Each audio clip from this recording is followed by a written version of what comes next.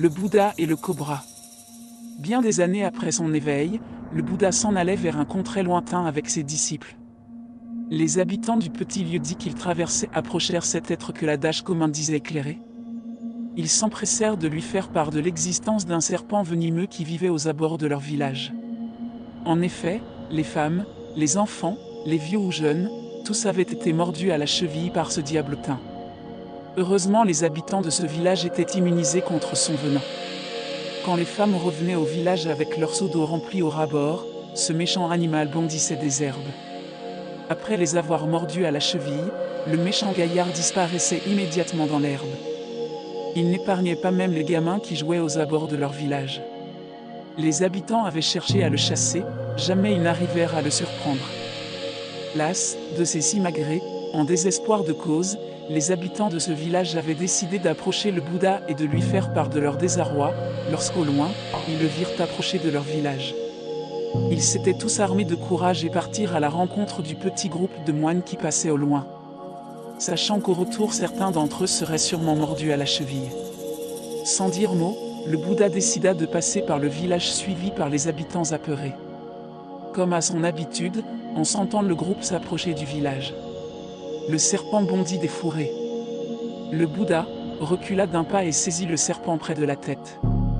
L'animal s'empressa d'enrouler son long corps autour du bras de son ravisseur. Il serra de toutes ses forces, enfla avec furie sa capuche. Rien n'y fit, il ne pouvait pas s'échapper ou mordre son ravisseur. Celui-ci était différent des villageois habituels. Il ne semblait pas avoir peur.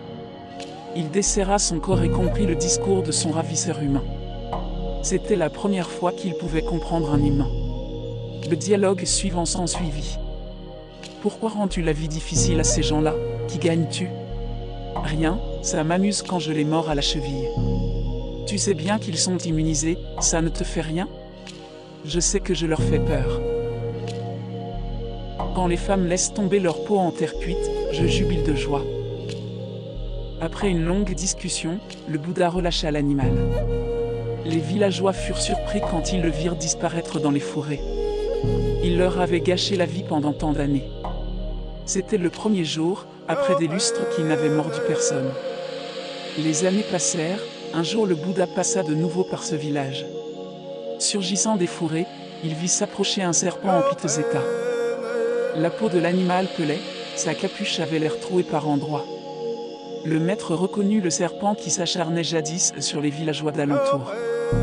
De nouveau, un dialogue s'ensuivit entre l'animal et le Bouddha. « Dans quel état je te retrouve?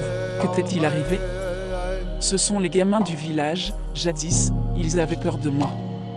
Aujourd'hui, ils se servent de moi comme d'une liane qu'ils utilisent pour taper ça et là au fil de leur humeur. Ils me saisissent sans crier gare.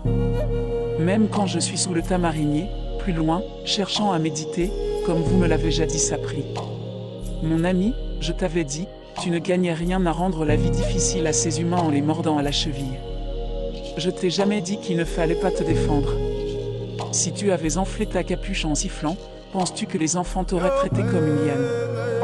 Non, certes maître, vous avez raison. Qu'en est-il de tes instincts de jadis? Ressens-tu jamais l'envie de piquer les villageois à la cheville? Non, maître, plus du tout, même quand ils me battent. Pourquoi mon ami, si tu piquais de temps en temps quelqu'un, il te laisserait en paix, non? Certes maître, aujourd'hui si ce sentiment me vient. Cela me fait mal, c'est comme si je m'apprêtais à me mordre moi-même. Et je ressens la douleur de ce que j'aurais piqué si j'avais donné suite à mes instincts d'antan. Comment est-ce possible? Tu tirais un tel plaisir faisant peur aux villageois, jadis non? Non maître, aujourd'hui, je ne suis plus qu'un serpent miteux, je sais que je suis connecté à tout ce qui m'entoure, la flore ou la faune, sans distinction. Je suis chaque habitant du village, je suis la souris que j'avalais jadis, je suis le tamarinier sous lequel je médite. Je suis l'air, la rivière, le soleil, la lune, la création que je médite comme vous me l'aviez appris ou pas.